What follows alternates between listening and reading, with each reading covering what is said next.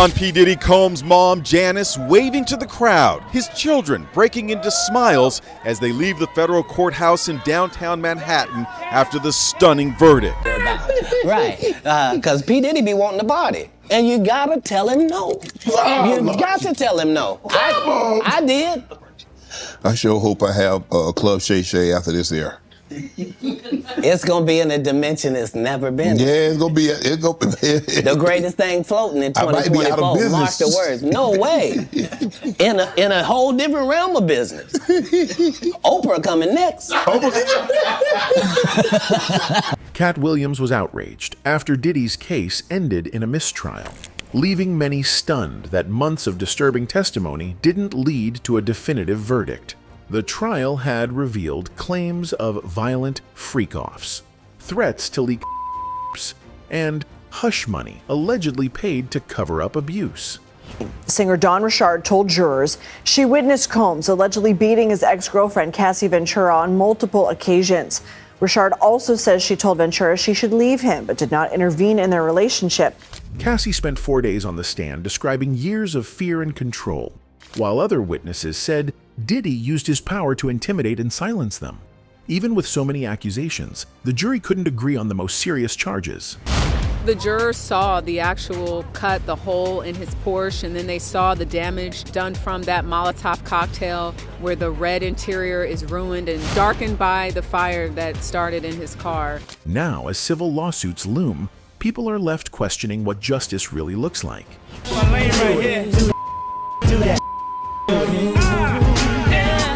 Sean Diddy Combs, a famous rapper and music producer, has won many awards, including 3 Grammy Awards.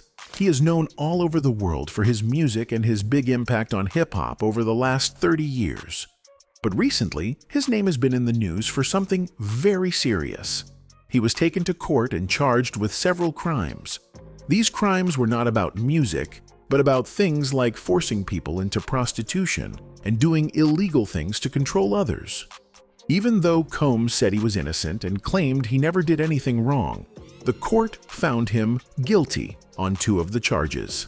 He was found guilty of transporting people for prostitution, but the court said he was not guilty of the more serious crimes like trafficking and racketeering.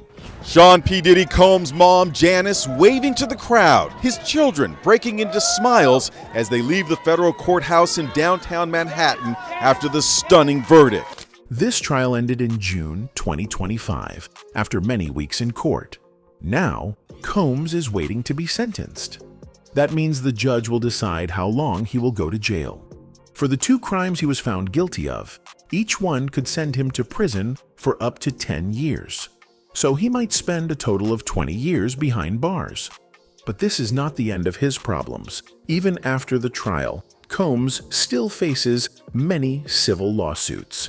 These are different from criminal cases. Civil lawsuits are when people sue someone for money, often because they feel they were hurt in some way. Many of these lawsuits came after Combs was arrested in September 2024. When the jury announced their decision, people in the courtroom saw Combs fall to his knees. He looked like he was in shock, and then he hugged one of his lawyers. This is the scene as the family left the court today. Check this out. Here's the van. Look at the number of press and bloggers and fans and detractors. They've all been gathering here. The court case against Combs was big news, and many people wanted to understand what he was being charged with. Combs was accused of 4 main crimes. These included racketeering conspiracy, 2 counts of trafficking by force, fraud or coercion, and 2 counts of transporting people to take part in prostitution. Combs said he was not guilty of all of them. Racketeering is a big word that means doing many illegal things as part of a plan or business. In the United States, there's a special law called RICO, Racketeer, Influenced and Corrupt Organizations Act. This law is used to charge people who are part of a group doing crimes together over a long time. The government said Combs was part of a group like that, doing illegal things from 2008 to 2024. The U.S. government said that during those years, Combs was part of a group that did many bad things, including forced labor, kidnapping, starting fires on purpose, bribing people, and trying to stop others from telling the truth. That is what they meant by racketeering. The trial included serious accusations about how Combs used power, fear, and violence to control people. They said he made people afraid to speak out and used money and threats to keep his bad actions secret. Injuries. She also testified the freak-offs left her with sores, frequent UTIs, and stomach problems. 3 women told the court that they were victims of Combs. One of them was Cassie, whose full name is Cassandra Ventura.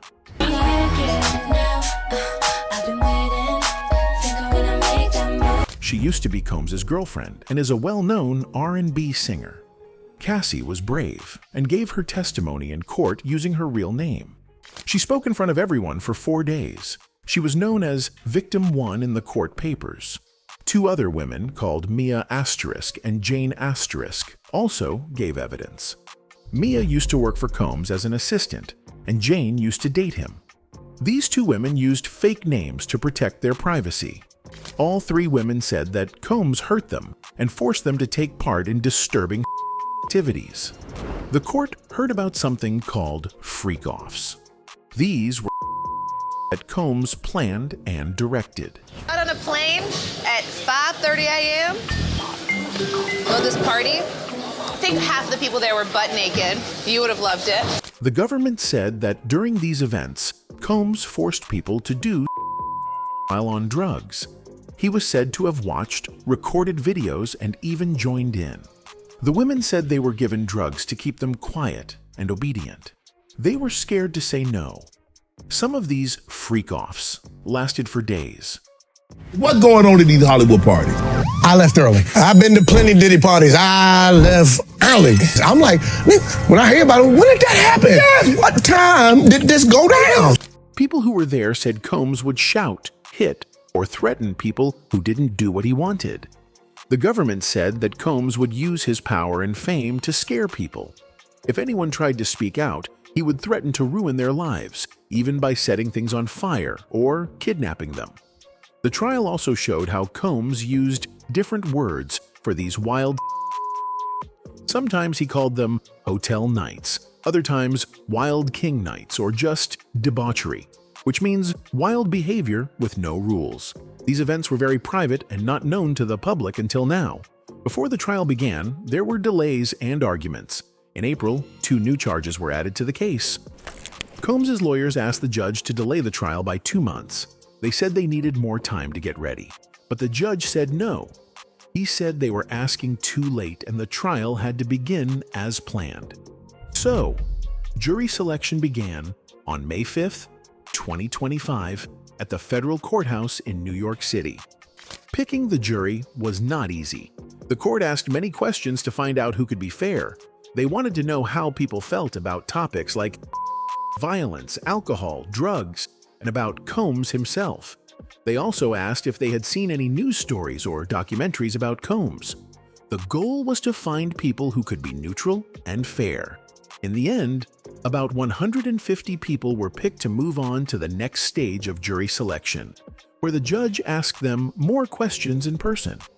During this time, the court gave the jurors a list of names of celebrities who might be talked about in the trial.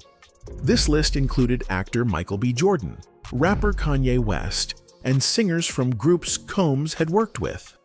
These names came up during the case as people linked to the music business or to Combs' life. Many people gave evidence during the trial, including musicians, hotel workers, and even exotic dancers. One witness was a hotel security guard named Israel Flores. He said he saw Combs in a hotel where Combs was caught on camera attacking Cassie.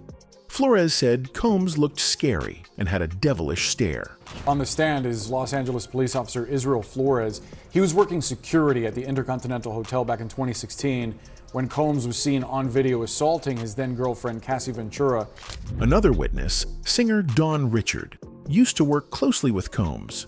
Singer Dawn Richard told jurors she witnessed Combs allegedly beating his ex-girlfriend Cassie Ventura on multiple occasions. Richard also says she told Ventura she should leave him, but did not intervene in their relationship. She said he often hit Cassie and once threatened to kill her if she told anyone. Cassie's friend, Carrie Morgan, also spoke. She said Combs was unpredictable and once choked her. She also said she saw him hit Cassie more than once.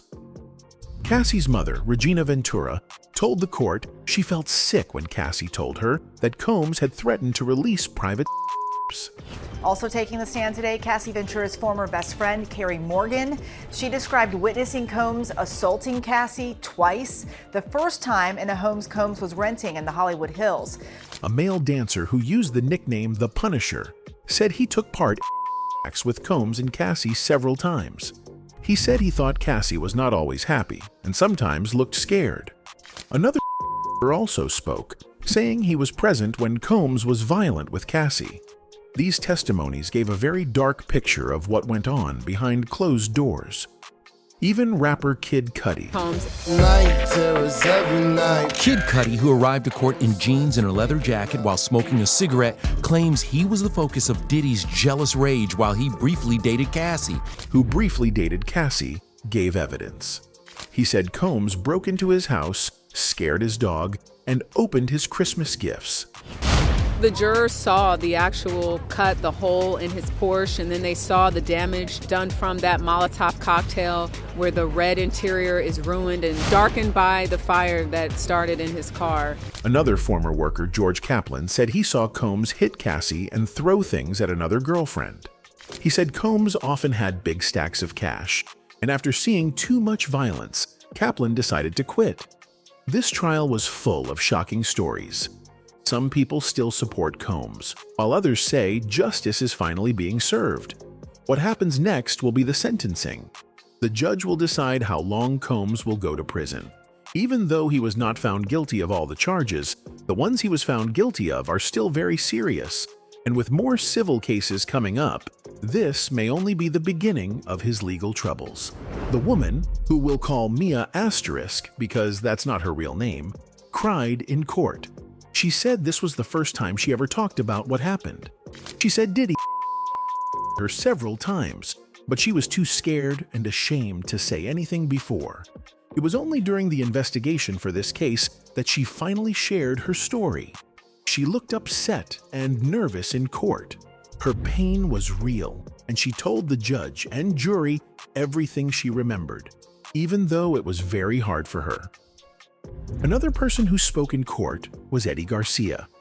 He used to work as a security guard at a hotel. He said that in 2016, he saw Diddy beat Cassie, who was Diddy's longtime girlfriend. Eddie said he had video proof of the attack and that Diddy paid him $100,000 to keep it quiet and hand over the video. Eddie admitted that he took the money, but said he now regrets it. He came to court to tell the truth, even though it made him look bad for taking money to hide the video. He said he wanted to do the right thing now. Testimony from Eddie Garcia. He's a security guard who worked at the Intercontinental Hotel in Los Angeles. As you may recall, that's the site of the 2016 hotel attack in which we saw Mr. Combs kicking and punching and assaulting Miss Ventura. Brianna Bongalan, who is a friend of Cassie's, also spoke out. She shared a scary story. She said Diddy once held her over the edge of a high balcony. This happened on the 17th floor of a building. She said she was terrified and thought she might fall to her death. Brianna said Diddy was angry and dangerous during that moment. She had no idea what he would do next. Her voice shook as she remembered how scared she was and how helpless she felt. Brianna, how are you feeling after today? Brianna, why did you lie on the oath after telling them people that Ray J was the plug? You know Ray J selling drugs to everybody in Hollywood. Why did you lie on the oath? The other woman, who the court called Jane Asterisk, not her real name, used to date Diddy. They were together from 2021 until he was arrested in 2024. Like Cassie, Jane said she was forced into with male escorts. She said Diddy pushed her to do things she did not want to do. She felt controlled and used. Jane said she was scared to leave him because of how powerful he was and how badly he treated her when she tried to say no. She said Diddy made her feel like she had no choice.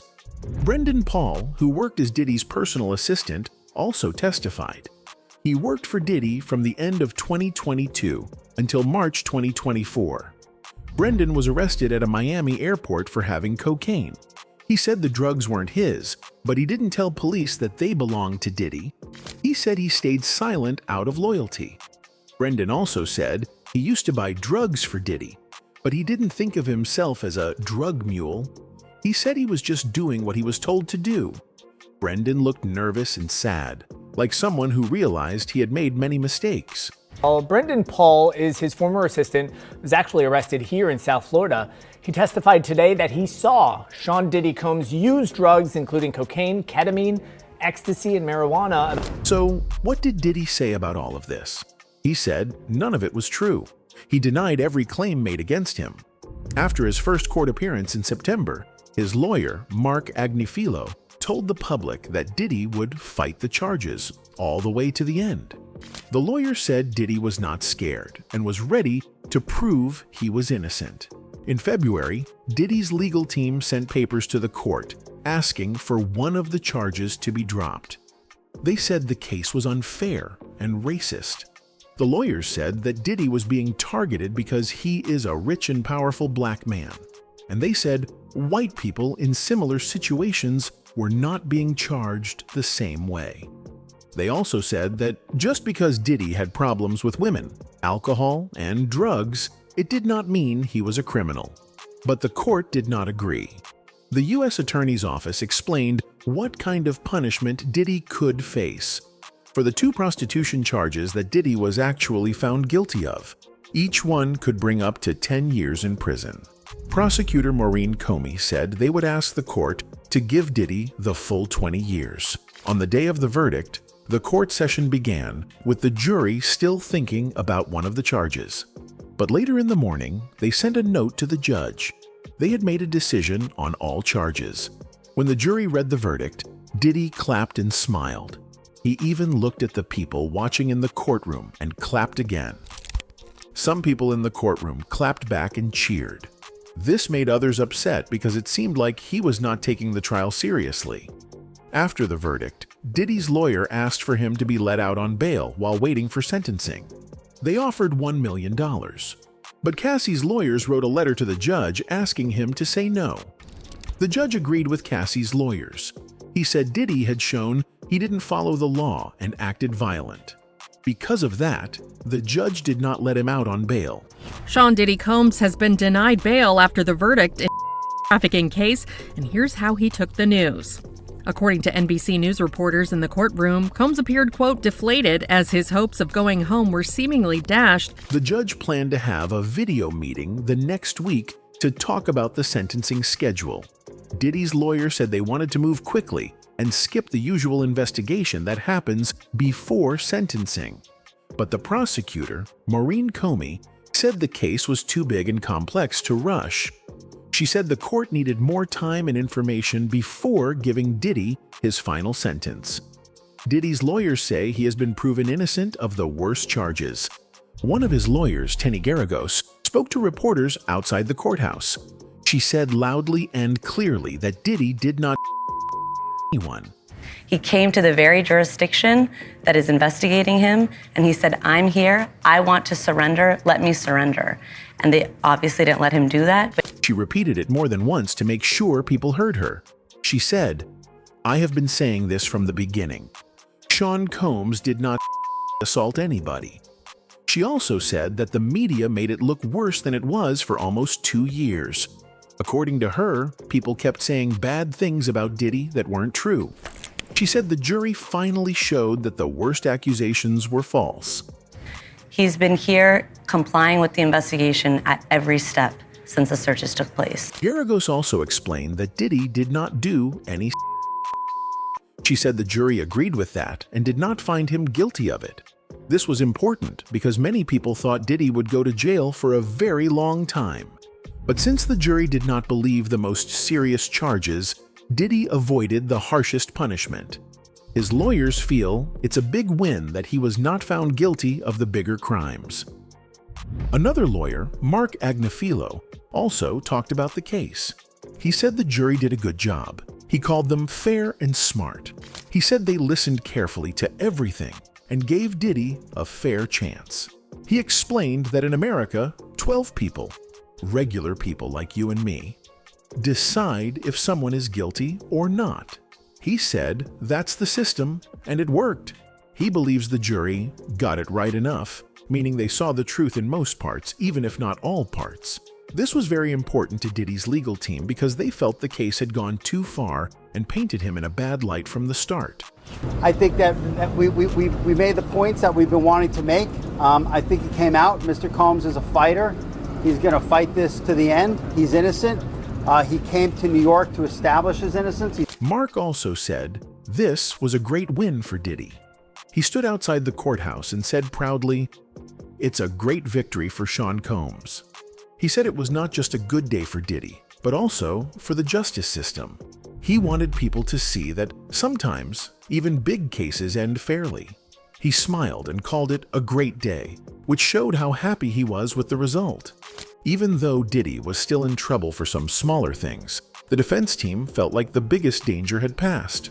But Diddy's legal troubles did not come out of nowhere. Comedian Katt Williams helped shine a light on the situation earlier. Katt is known for speaking honestly, even when it gets him in trouble. He talks about problems in the music and film industry. In January 2024, Katt gave a strong interview on a show called Club Shay Shay with Shannon Sharpe. During that interview, he talked about Diddy and other big names. Katt didn't hold back. He said there were bad things happening in the entertainment world. He said some powerful people take advantage of young artists. Because P. Diddy be wanting to party. And you gotta tell him no. You got to tell him no. I did. Katt said Diddy was one of those powerful people. He said Diddy used his power to control other people's careers. He claimed Diddy was part of a system that tricks or forces people to stay quiet. Katt talked about private parties, where people might feel pushed into doing things they didn't want to do. These comments were not small. Katt was accusing Diddy of being part of something dark and dangerous. He said it wasn't just about money or music, it was about using people. I sure hope I have Club Shay Shay after this year. It's gonna be in a dimension it's never been. Yeah, it's gonna be. The greatest thing floating in 2024. Mark the words. No way. In a whole different realm of business. Oprah coming next. Katt also said Diddy was a gatekeeper. That means Diddy could choose who becomes famous and who doesn't. Katt believed that to get ahead in the industry, people had to stay quiet or look the other way. He said some people had to do things they didn't like or agree with just to stay successful. This idea made a lot of people feel uncomfortable. But some also said Katt was telling the truth. He said many famous people were part of the problem, not just Diddy. After the interview, Katt's words spread quickly online. People shared videos of what he said. Some people praised him. They said he was brave and telling the truth. Others said he was just trying to get attention. But no matter what people thought, Katt's words made a big impact. His comments made people look harder at Diddy and other stars. People started to talk more about secrets in Hollywood and the music world. Even old rumors about Diddy came back into the spotlight. Katt wasn't just attacking Diddy. He was talking about the whole system. A system where people have to give up their morals or stay quiet just to stay in the game. He said it was full of secrets, bad behavior, and powerful people keeping others down. Katt's ideas sounded like the old theories people have heard about secret groups or deals in show business. Whether you believe Katt or not, his voice added pressure. And when the legal cases against Diddy started getting more attention, Katt's words seemed even more important. Now, as Diddy faces the future, his lawyers say he's been cleared of the worst charges. They believe he can move on with his life. But the public is still watching. People want to know if this is the end of Diddy's troubles or just the beginning of something more. Some believe he's innocent. Others still have doubts. What's clear is that the world is paying close attention to Diddy, to the courts and to those like Katt Williams who are willing to speak out.